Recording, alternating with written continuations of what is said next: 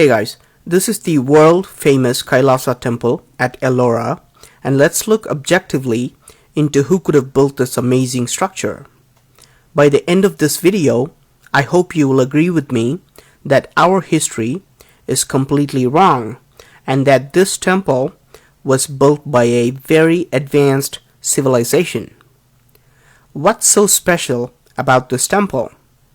This temple was not constructed by adding stone blocks, but an entire mountain was carved to create this temple. This is the only temple in the whole world where a mountain was cut out from the top to create a structure. In all other temples and caves, even in Almora and rest of the world, the rock was cut from the front and carved as they went along. The whole world has followed a rock cutting technique called cut-in monolith, while Kailasa temple is the only one that has used the exact opposite technique called cut-out monolith. To see why this rock cutting technique is so different, let's take a look at this pillar that's over 100 feet tall. Notice how small human beings look when compared to this pillar. Normally, to create such a huge pillar, it would take years of work carving accurately on a huge rock. But this pillar was carved by scooping out all the pieces of mountain around it. You can imagine the amount of rock which has been removed to create this pillar. Historians and archaeologists are confused because of the sheer amount of rock that was removed in this temple. Archaeologists confirm that over 400,000 tons of rock had to be scooped out, which would have taken not years but centuries of human labor. Historians have no record of such a monstrous task, and they think that this temple was built in less than 18 years. Let's do a simple math and see if historians could be right. I'm going to assume that people worked every day for 18 years and for 12 hours straight with no breaks at all. I'm going to ignore rainy days, festivals, wartime, and assume that people work like robots ceaselessly. I'm also going to ignore the time taken to create intricate carvings and complex engineering design and planning, and just focus on the removal of rock. If 400,000 tons of rock were removed in 18 years, 22,000 tons of rock had to be removed every year. This means that 60 tons of rock was removed every day, which gives us 5 tons of rock removed every hour. I think we can all agree that it's not even possible today to remove 5 tons of rock from a mountain every hour. Not even with the so-called advanced machines we have. So if it's not humanly possible, was it done by humans at all? Was this created with the help of extraterrestrial intelligence? Now, forget about creating such an extraordinary structure. Can human beings at least destroy this temple? In fact, Aurangzeb, a Muslim king, employed 1,000 workers to completely demolish this temple.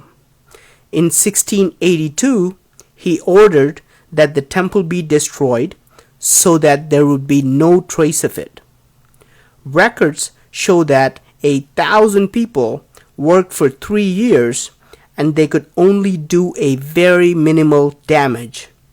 They could break and disfigure a few statues here and there, but they realized it's just not possible to completely destroy this temple. Aurangzeb finally gave up on this impossible task. Note that this attempted destruction is very similar to another mysterious structure called the Menkaures pyramid in Egypt. Another Muslim ruler wanted all the pyramids to be destroyed and started his work from the Menkaures pyramid.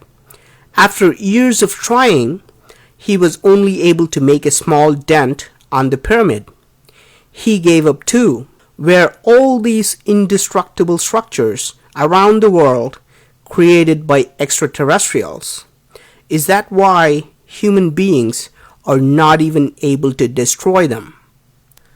In fact, archaeologists agree that Kailasa Temple was created before any other temple in the Ellora cave complex. Could this have been built centuries before human beings started carving other temples nearby? Is this why the architecture, the design, and the size is so much better and bigger than other temples? If it was built by humans, it's logical to expect that the rock cutting techniques and design would become better over time. People would gain more experience and knowledge and make better structures in the future. However, the Kailasa Temple is the oldest and the biggest temple carved with engineering perfection. Unlike other temples, the Kailasa is the only temple that's visible from the air. Out of 34 temples, all carved side by side, Kailasa Temple stands out and you can see it while flying over it. Is this just a coincidence? Or was it designed for people to see it from the air, like Nazca Lines of Peru? Even on Google Earth, the aerial view of Kailasa Temple clearly shows an X mark. This is how it looks from the top, and you can see a circular design that is studded with 4 lions that create this huge X mark.